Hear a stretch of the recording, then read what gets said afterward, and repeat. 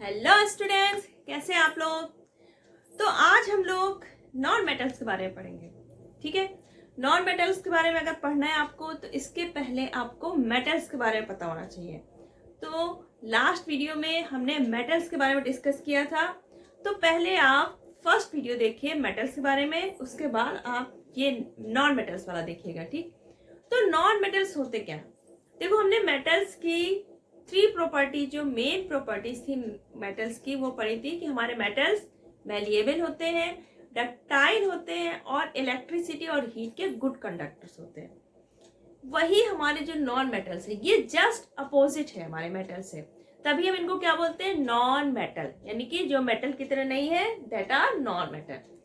तो इनकी प्रॉपर्टी हम पहले पढ़े, तो थोड़ा सा हम लोग इंट्रो कर लेते हैं। तो नॉन मेटल क्या हो गए, जो ना तो मैलिएबल होंगे, ना डक्टाइल होंगे और ना ही कंडक्ट करेंगे आपकी हीट और इलेक्ट्रिसिटी को। नॉन मेटल्स आपके जैसे हो गए carbon, hydrogen, oxygen, nitrogen, phosphorus, chlorine, bromine, iodine, ऐसे बहुत सारे आपके नॉन मेटल्स हैं। तो जो नॉन मेटल्स हैं जनरली आपके क्या होते हैं, ये सॉलिड और गैसेस एट रूम टेम्परेचर। लेकिन एक ऐसा है आपका नॉन मेटल जो रूम टेम्परेचर पे लिक्विड फॉर्म में आ जाता है, दैट इज ब्रोमीन। तो ब्रोमीन आपका एक ऐसा नॉन मेटल है जो लिक्विड फॉर्म में पाया जाता है जब ये रूम टेम्परेचर पे। तो जो नॉन मेटल्स हैं, अब उनके जो प्रॉपर्टीज हैं, तो ये जस्ट हमारी मेटल्स की अपोजिट्स हैं। फर्स्ट है, non metals are not malleable. ये कैसी होती है, आर नॉट मैलिएबल। ठीक, ये कैसी होती है, दीज आर ब्रिटिल। अब मैलिएबिलिटी क्या होती है ये हमें पता है। मैलिएबिलिटी हमने क्या पढ़ा था, अगर कोई मेटल थी उसको हम बीट करते थे, वो क्या करती थी, शीट का फॉर्म ले लेती थी। लेकिन जो हमारे नॉन मेटल है, इनको अगर हम बीट करेंगे हैमर से, तो ये शीट फॉर्म में नहीं आएगी, इसके छोटे छोटे छोटे छोटे टुकड़े हो जाएंगे, यानी कि टूट जाएगी। ठीक है, जैसे आप चौक को अगर तोड़े तो क्या होते हैं, छोटे पीसेस हो जाते हैं, तो ये उसी तरह से टुकड़ों में टूट जाएगी। तो ये कहलाते हैं इनकी प्रॉपर्टी, दीज आर ब्रिटिल, यानी कि अगर हम इनको हैमर से बीट करेंगे तो ये शीट फॉर्म में नहीं आएंगे, ये टूट जाते हैं, नहीं ब्रिटिल होते हैं। यानी कि हमारे नॉन मेटल्स कैसे हो गए, नॉन मैलिएबल। ठीक है, सेकेंड है आपका नॉट डक्टाइल। ये हमारे डक्टाइल भी नहीं होते हैं। अब जो डक्टाइल प्रॉपर्टी थी ये मेटल्स में थी, यानी कि अगर हम मेटल्स को स्ट्रेच करते थे तो थ्रेड फॉर्म में हमने इनको ला सकते थे। लेकिन जो हमारे नॉन मेटल है ये नॉन डक्टाइल होते हैं। कैसे होते हैं, नॉन डक्टाइल, यानी कि ये थ्रेड फॉर्म में नहीं लाए जा सकते, थ्रेड फॉर्म में हम इनको कन्वर्ट नहीं कर सकते। आप क्या करते थे, गोल्ड है, सिल्वर है, कॉपर है, एल्यूमिनियम, सबको वायरिंग फॉर्म में ले आते थे, तभी हमारी जो वायरिंग वगैरह होती है मेटल्स की होती है।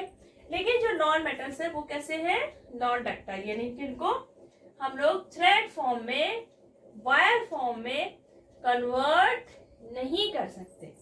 ठीक, थर्ड आता है आपका conductor of heat and electricity.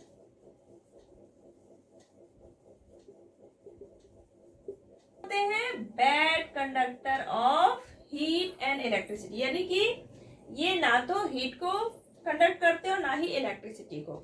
ये कुछ मामले में हम लोग इनको इंसुलेटर की तरह यूज करते हैं, इंसुलेटिंग मटेरियल की तरह, इंसुलेटिंग मटेरियल। लेकिन इसमें भी कुछ एक्सेप्शन है। आपने डायमंड सुना होगा, डायमंड क्या है, डायमंड एंड ग्रेफाइट, ये दोनों ही क्या है, नॉन मेटल है। ये होते हैं कार्बन के एलोट्रॉप। एलोट्रॉप से कार्बन हमारा क्या है, नॉन मेटल। तो डायमंड जो है ये है एक नॉन मेटल, लेकिन ये बहुत अच्छा कंडक्टर है हीट का। Diamond is a good conductor of heat. ठीक, और जो आपका ग्रेफाइट है ये है गुड कंडक्टर ऑफ इलेक्ट्रिसिटी। इसमें इलेक्ट्रिसिटी पास होता है। तभी आपने देखा होगा जो सेल होते हैं, ड्राई सेल, उसमें एक अंदर ब्लैक कलर की रॉड लगी होती है, बीच में दोनों इलेक्ट्रोड्स के बीच में एक ब्लैक कलर की रॉड लगी होती है।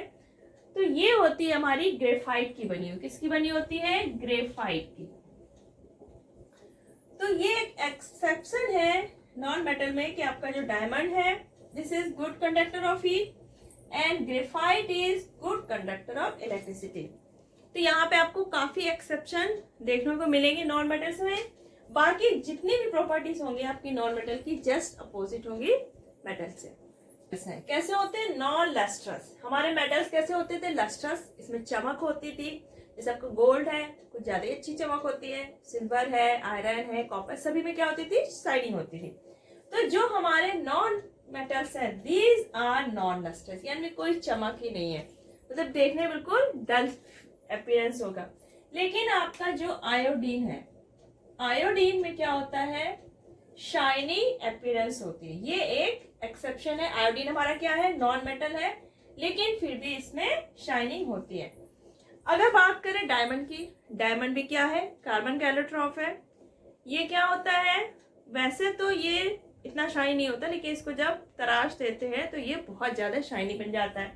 तो ये कुछ एक्सेप्शन है। सॉफ्ट, जो हमारे नॉन मेटल्स हैं ये स्ट्रॉन्ग नहीं होते। कैसे होते हैं? सॉफ्ट। लेकिन डायमंड आपका एक्सेप्शन है, क्योंकि diamond is the hardest natural substance, hardest natural substance, जबकि डायमंड हमारा क्या है? एक नॉन मेटल है। बाकी आपके जो नॉन मेटल्स हैं सॉफ्ट होते हैं, they can cut by knife, but जो डायमंड है आपका ये है आपका हार्डेस्ट नेचुरल सब्सटेंस। आपके जो नॉन मेटल्स है कैसे होते हैं? नॉन स्ट्रॉन्ग, यानी कि इनकी टेंसाइल स्ट्रेंथ कैसे होती है? बहुत कम।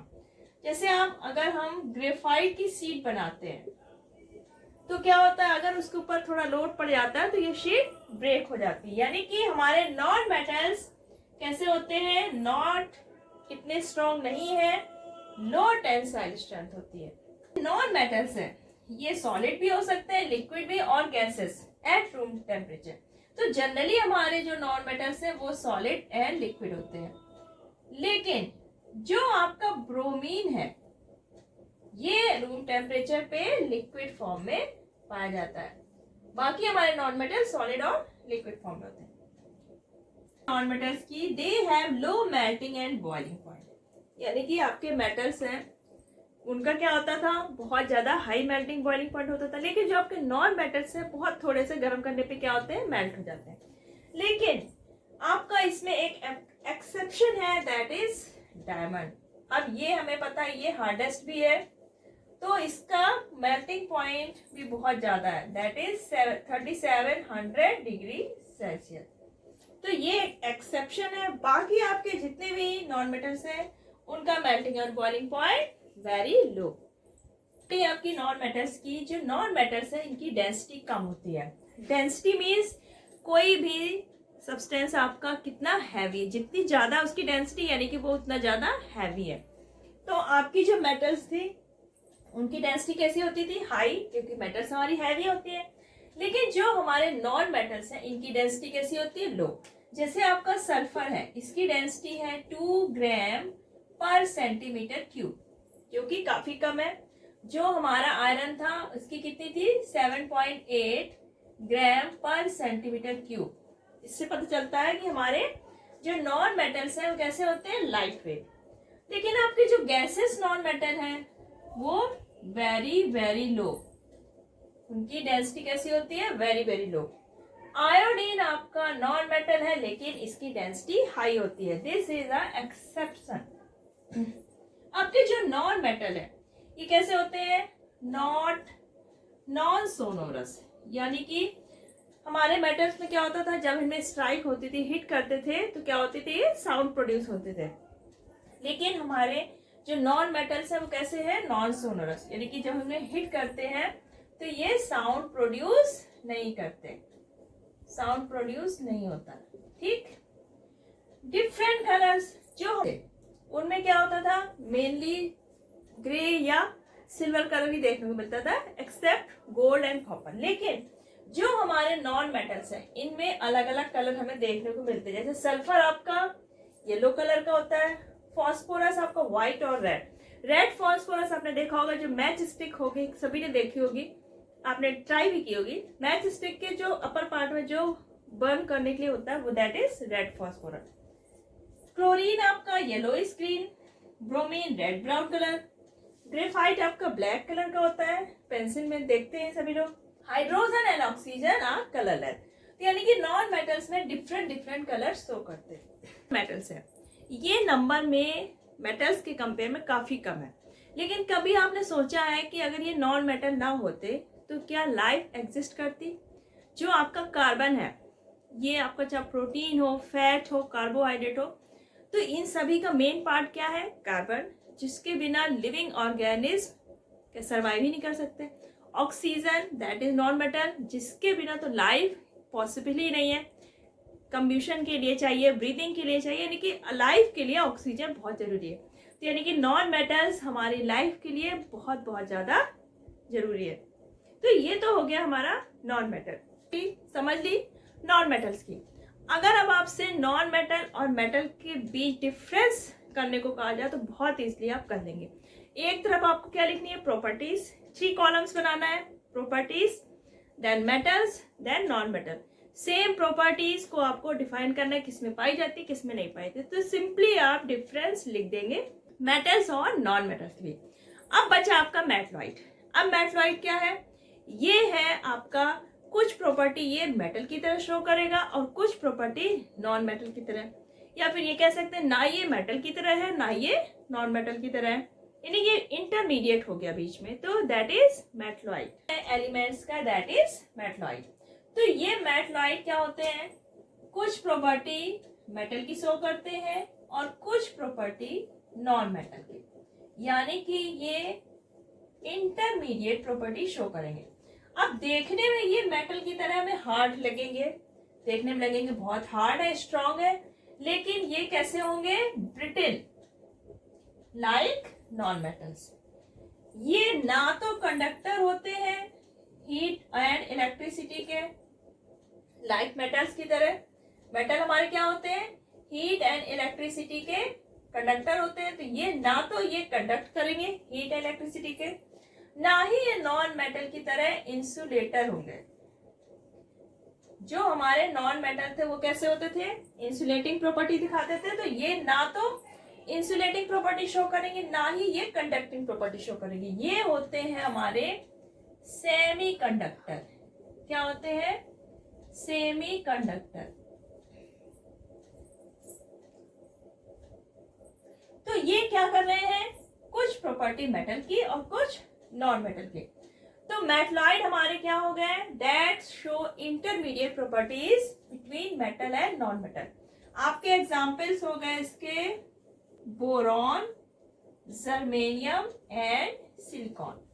तो ये मेटलॉइड है that show the properties intermediate between metals and non metal. तो आज के वीडियो में हम लोगों ने नॉन मेटल्स पढ़ा, मेटलॉइड पढ़ा।